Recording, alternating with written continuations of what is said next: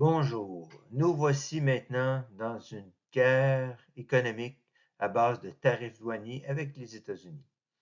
Alors, je vous présente ici des stratégies économiques pour que le Québec puisse faire face aux tarifs des États-Unis.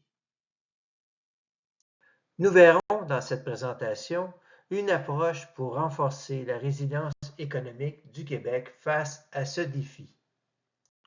Regardons le contexte. Les États-Unis nous imposent des tarifs douaniers. L'importance des échanges commerciaux avec les États-Unis, il représente 70% des exportations canadiennes qui vont vers les États-Unis. L'impact sur le Québec, mais les secteurs clés comme l'aluminium et l'aérospatiale sont vulnérables. Évidemment, il y a des opportunités.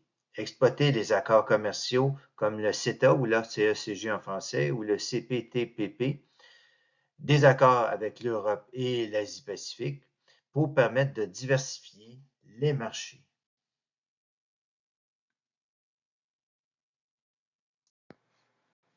Alors, commençons par faire une analyse FFOM ou ce qu'on appelle SWOT en anglais.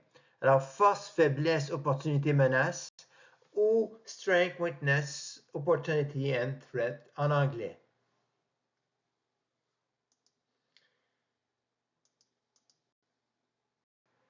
Commençons par les forces. Alors, le Québec dispose d'une économie diversifiée.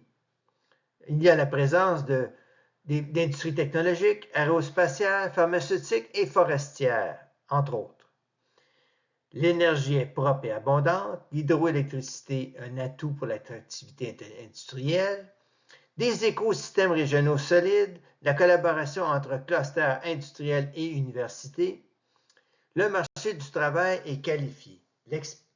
Il existe une expertise dans des secteurs innovants tels que l'intelligence artificielle et la robotique. Les faiblesses maintenant. Alors, il existe au Québec une rareté de la main-d'œuvre. Il y a des défis d'attraction et de rétention des talents dans un contexte de vieillissement démographique. Il y a une dépendance aux exportations vers les États-Unis. Les secteurs comme l'aluminium et l'aérospatiale sont vulnérables. Les investissements en R&D sont faibles, moins compétitifs dans certains segments de haute technologie et la réglementation est complexe. Les entreprises doivent composer avec des normes provinciales et fédérales. Maintenant, les opportunités.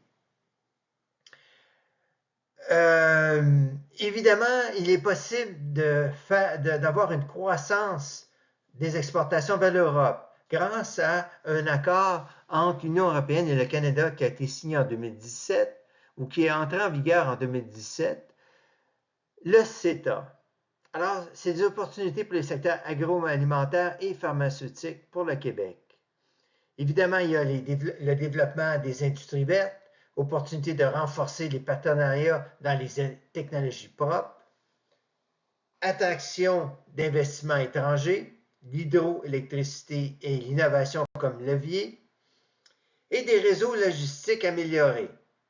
Le port de Montréal pour le commerce transatlantique. Et finalement, les menaces. Le protectionnisme américain, c'est un impact direct sur les exportations, notamment de l'aluminium et de l'aéronautique. La concurrence des marchés émergents, des menaces sur les industries manufacturières du Québec, la volatilité des marchés mondiaux, la fluctuation des devises et des coûts des intrants, et les inégalités régionales. Il y a un déséquilibre entre les régions urbaines et rurales. Maintenant, à partir de cette analyse, nous pouvons définir des objectifs stratégiques pour le Québec. Premièrement, protéger les industries clés, l'aluminium, l'aérospatiale par exemple, diversifier les exportations et cibler l'Europe avec le CETA, attirer les talents et les investissements étrangers et soutenir les écosystèmes innovants. Ces objectifs se transposent en stratégie. Alors, nous en voyons ici 4. La première, exportation vers l'Europe. l'aérospatiale, la construction des infrastructures, l'énergie et les ressources naturelles, les produits forestiers. Deuxièmement, renforcer les secteurs clés, les subventions et les investissements en recherche et développement. L'attractivité économique, simplification des règlements et promotion de l'énergie propre. Et la main-d'œuvre, des politiques d'immigration ciblées et formation technique. En conclusion, les tarifs des États-Unis n'imposent pas une impasse, mais une opportunité pour diversifier et renforcer l'économie. Une approche stratégique et coordonnée entre le Canada et le Québec est essentielle. Exploiter les écarts commerciaux existants, investir dans l'innovation et la résilience logistique assureront la compétitivité à long terme.